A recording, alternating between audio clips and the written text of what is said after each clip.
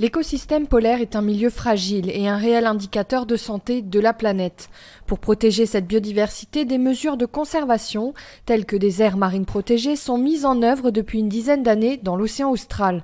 L'un des outils utilisés pour la définition des contours de ces zones est la distribution en mer d'espèces clés, telles que les manchots empereurs.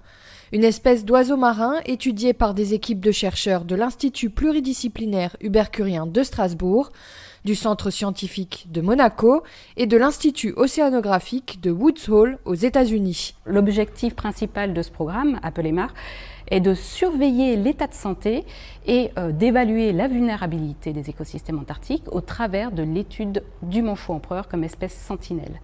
Et nous nous intéressons plus particulièrement au secteur de la mer de Weddell, et ce pour différentes raisons. Alors déjà, aucun suivi individuel de manchots empereurs, ni en colonie ni en mer, n'avait été entrepris jusqu'à présent dans cette région de la mer de Weddell, alors que près d'un tiers de la population mondiale de manchots empereurs y réside. Ensuite, une aire marine protégée est en cours de négociation en mer de Weddell et nos résultats en mer sont précieux dans le cadre de ces négociations. Et enfin, la station de recherche allemande de Neumeyer 3, gérée par l'Institut polaire allemand Alfred Wagner, se situe à quelques kilomètres de la colonie de manchots de la baie d'Atka, ce qui facilite le suivi de cette population tout au long de l'année, même au cœur de l'hiver, lorsque les conditions météo sont drastiques, hostiles pour l'homme.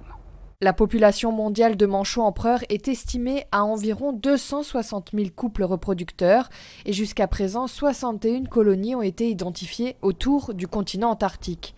Contrairement à ce que pense la majorité des gens, le manchot empereur est une espèce peu étudiée. Jusqu'en 2017, seule une colonie était suivie sur le long terme par marquage individuel. Pour évaluer la tendance générale et le risque d'extinction d'une espèce, il est fondamental de pouvoir suivre plusieurs populations se reproduisant dans différents écosystèmes. Et c'est pour cela que nous avons décidé d'initier le suivi électronique à long terme d'une deuxième colonie de manchots empereurs, celle de la baie d'Atka en terre de la Reine Maude. Pour comprendre pourquoi une colonie augmente ou diminue, il nous faut comprendre quelles sont les contraintes en mer et notamment sur leur alimentation. C'est pourquoi nous équipons des manchots empereurs de GPS et de balises Argos à intervalles de temps réguliers pour connaître leur distribution en mer et leur stratégie de recherche alimentaire et savoir si ces paramètres changent au cours du temps en fonction des saisons et surtout en fonction des années. Ici en jaune sur cette carte, on peut voir la distribution en mer de ces jeunes manchots empereurs de la baie d'Atka. Et en orange, la distribution en mer des jeunes manchots empereurs des 4 autres colonies suivies jusqu'à présent.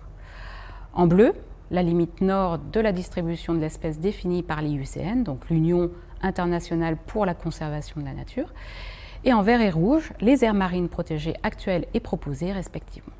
Les études de Céline et ses collègues montrent que les manchots empereurs voyagent à plus de 1300 km au nord de la limite de l'Union internationale pour la conservation de la nature. Au final, les manchots empereurs ne passent que 10% de leur temps dans les aires marines protégées proposées.